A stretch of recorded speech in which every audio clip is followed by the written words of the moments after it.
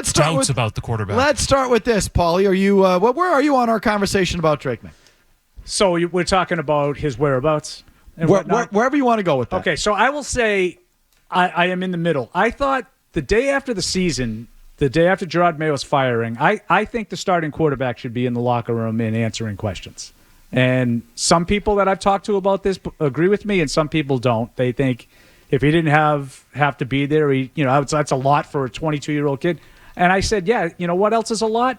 The responsibility that comes with being the third overall pick and the starting quarterback. So I was a little confused as to why we didn't see Drake Maye. I am not as hot and bothered about him not seeing him on Monday when Vrabel got introduced.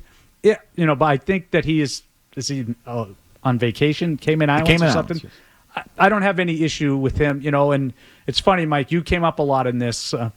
Other than Mike Felger coming back from wherever he was, if there was like a big story, I don't know a lot of people that would have said, you know what, I need to drop everything I'm doing and get back there. I think you probably would have. Thank you. Because I think that's part of your DNA. Thank you. But I didn't have as big a problem with him not coming for FaceTime for the new coach. How about not FaceTime? How about just day one getting to work with the new coach? Well, what work is there with the new coach? You I can't don't know. really, you can't really do anything. Isn't the coach? Your coach is interviewing offensive coordinators. Yeah, but what does that have to do with the quarterback? What does the offensive coordinator have to do with the quarterback? What do you think? You're going to have him in the meetings? All I know is they're doing some work down there on the staff.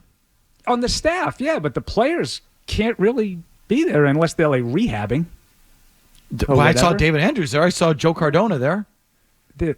David Andrews is rehabbing an injury. Oh, okay. No? Well, doesn't Drake Maye have a bad... I believe they had I think there were 3 players in the building. How strict are they on that? I mean, when they introduced Gerard Mayo, there were like 12 guys there. Yeah, and Mac Jones was one of them, to your point. Yeah, thank you. Mac Jones was there when the players can be in the building introduced. if they want, Paul. They could be. They absolutely can be there. Yes, they can be there on Monday for that press conference. Right. There's nothing preventing that. But That's all I'm saying. Are they in Foxborough? Is that's my question. Yeah, I know. They have flights that will fly into Boston Logan and TF Green. Well, you asked me a question. I'm not all that non-stop from Cancun. Yes, 2 non-stops a day from Cancun. I'm not all that bothered that he Grand wasn't Cayman, you got connected to Charlotte or something, but you can get here. Some people agree with you. Not necessarily in football, but some of the people that I work with and around, some people felt like he should have been there with Vrabel's first day. I know. So you're not like all by yourself on this one. I'm honestly, as normal. I do not think this is a huge deal. But it's a daily talk show, and it's happening right now, and so I'm spending some time on it. I don't know if it's a big deal, but it's something. So however much importance you want to put onto it, go ahead. Big deal, little deal, fine. But all I know, Paul, as I've been saying all day, if he were here, I think people would feel good about it. It'd be a nice story. It'd be promoted as, see, look at him day one, getting to work with Mike Vrabel, and it would be, it would be. And you'd be making fun of it. And we probably would, to an extent. But I have always been, and I'm pretty consistent about it. The guys that are there in the offseason, like I'm a big offseason guy. I am. Offseason program, offseason workouts, passing camps. When a quarterback misses a passing camp, I think that's like just a horrible, horrible thing. I've been on Aaron Rodgers and Brett Favre on that for decades. That I agree with. Brady did it at the end. So like I've always been big on guys being here in the offseason. So I feel I'm being kind of consistent. How about Drake Maye as a player? Yeah, so this is what we were kind of talking about in the email chain today. And I as you guys know, I was big on Drake Maye. I think I made this comment many times. I would have taken him over Jaden Daniels. And I maintain that. I think he's more talented. Now, we'll see. But go on. We'll see. We'll see. The better rookie year, without question, was Jaden Daniels. That's not really up for debate, I don't think. So I am a big believer in Maye. I love the skill set. I think that he showed some promise. I don't think that I feel, just in like sort of listening and reading a lot of my colleagues, I don't think I feel as strongly as a lot of other people do that, well, there's nothing else to see here. This is the guy, and we nailed it. I think he's got a lot of promise. I think he has a lot of ability. I want to see him put it together on the field and start winning some games. I also want to see what it looks like when there's a better cast of characters around him. And there's no question, even Washington, which I don't think is overly talented, has Terry McLaurin. Drake Maye doesn't have anybody that even approaches that level of ability. I think a lot of the stuff, what was it, 12 starts. I think he started and finished 10 games and went 1-9. I mean, I'd like to see a little bit more. I'd like to see him perform a little bit better. Jim, I know you were on this. They had some opportunities late in games to put some drives together, and that's when it seemed to look the worst.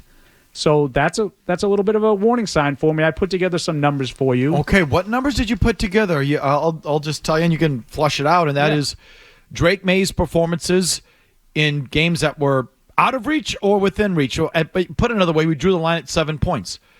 With Drake Maye, with the score tied or within 7 points, plus or minus 7 points, he had a completion percentage of 69.4, 6 touchdowns, 6 interceptions, and an 84.9 rating. Okay, so close games, one-score games. Put more simply, Felger.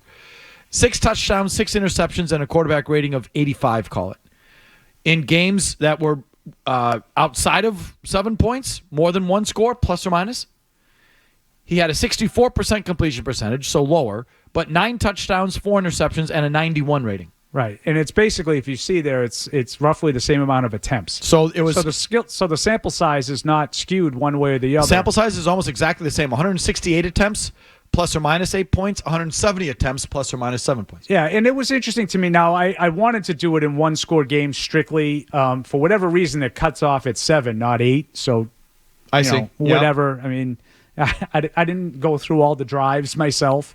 This is according to NextGen Stats. And I just felt anecdotally that a lot of his production came like in the Houston game when, they got off to a terrible start. They fell behind by a couple scores. All of a sudden, he started making some plays. I think in the Arizona game, they have 3 points with 10 minutes left in the game. All of a sudden, he's throwing touchdowns. I think of the Rams game where they're behind most of the day. They're a couple of scores down. He's rallying them, and then they finally get the ball within a score, and he throws a pick. Again, I want to see what it looks like when he has better talent around him, and that, to me, is probably the overriding factor here. I'm willing to overlook some of these shortcomings, but this is some of the things that I have my eye on. Does he put up some numbers that maybe are a little bit plastic? Yeah, I was going to say plastic numbers is what you're getting at. Yeah. Look, I'm going purely eyeball. The numbers you just read are what they are.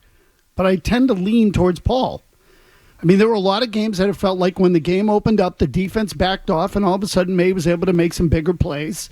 And the numbers are interesting there that the completion percentage actually went up in the low-scoring games. It tells me he's probably throwing the ball shorter. Yeah. And maybe they would get slinging it. Right.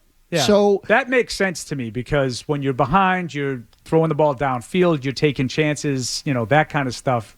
That will happen. But if the touchdown and interception thing, like he's throwing a lot of touchdowns when the game's kind of already over, is my point. So garbage time quarterback is what you'd call him.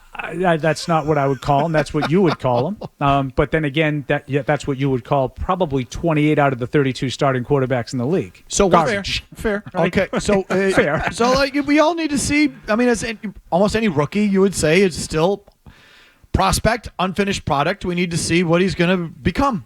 So as a comparison, and I didn't do the numbers, Michael, but like Jaden Daniels has like 5 or 6 comebacks. Right. So he's at his best in those situations. Including in the playoff game the other night. You saw it again. So it's not just, he's young and he'll learn. I do think that the talent is a big part of it.